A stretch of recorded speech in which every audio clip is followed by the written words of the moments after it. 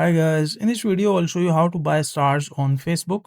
First of all, open the Facebook application, and once you open the Facebook application, so on the bottom side you can see multiple options like home, reels, marketplace, profile, notification, menu. So just go inside the reel section. I don't post on YouTube. And once you go inside the reel section, so you will see a reel like this. So if you see the star option right here, you will see it, but if you don't see it, you can just click on the comments and you will see the stars option. As you can see, just like in front of my name where I can comment, there's an option called star. So just click on the star button and you will see like these options, stars, but make sure that the page that you're giving star, like that page must be enabled the stars option.